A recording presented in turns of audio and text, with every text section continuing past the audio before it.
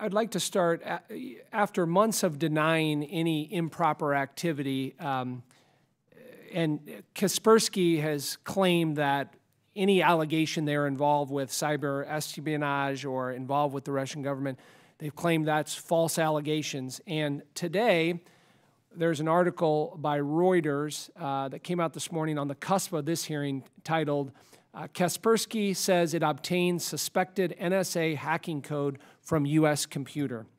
And that article goes on to say, and Kaspersky Lab admits, quote, that its security software had taken source code for a secret American hacking tool from a personal computer in the United States, unquote.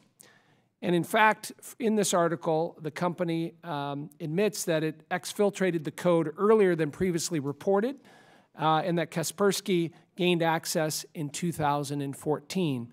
And I think that's troubling on a lot of levels. Let me just start off with you, Mr. Norton. Should the federal government have known about this incident? Thank you for the question, Mr. Chairman. You know, I think that we need to take into effect that there's the kind of the military side of federal networks, the military networks, and then there's the civilian side of networks. And I think, you know, what we're seeing today is that it's been years of really underfunded networks where we haven't really had the capability or the staffing or the opportunity to really take a look, an internal look at, you know, what is on the network outside of kind of these kind of cleanup that's going on right now in terms of removing what's on there. So I think that, you know, we need to take into effect that we haven't really taken this issue seriously. The executive branch is just now looking at this in the last couple of years. And so I think that it's obviously a big miss, and there's been a lot of success in terms of foreign adversaries being able to infiltrate not only the DoD, DHS, and other networks as well as civilian networks. And so I think that it's definitely an issue that it's important that it's being covered in this hearing and that it is something that we need to know going forward. However, you know, I think we just haven't had the capability in place over the last couple of years to even know what's there, and I think that's part of the trouble. And Mr. Norton, what are the consequences of this revelation?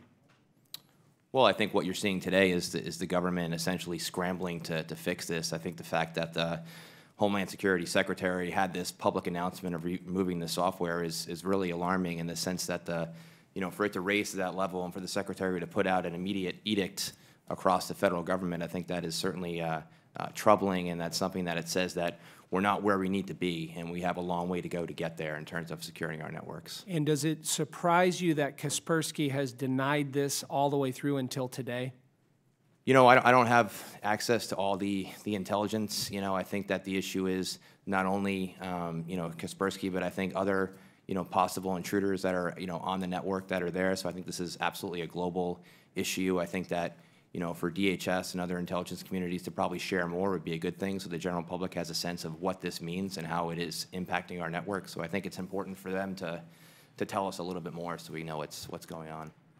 Ms. Dodson, same question for you in terms of should the federal government have known about this incident, and what are the consequences of this revelation? So from the NIST perspective, our security controls that we provide through our guidelines and special publications provide guidance on how to set up networks and be able to take a look at those. But a second critical issue there, I think it relates to supply chain, and that is the ability to understand your suppliers, the kinds of products and services that you have and that you're using in your systems. And NIST has been working with the federal government and with the industry to develop supply chain guidelines as part of the framework for improving critical infrastructure that can be used to give organizations a much better understanding of those suppliers so that they can have the trust and confidence that they need when they put these products and services on their networks. As a follow-up on that, can you what confidence can you give us that the NSA's is their ability to stay ahead of our adversaries on this issue? So from my perspective, I can't speak for another organization such as Do you have NSA. an opinion on that? The federal government as a whole is taking the threat issues very seriously across government and working with industry to set up information sharing systems so that as issues come up that are threat issues, that we can act and respond quickly. So we are all taking this kind of issue very, very seriously. Thank you. Now yield to Mr. Byer for his questions.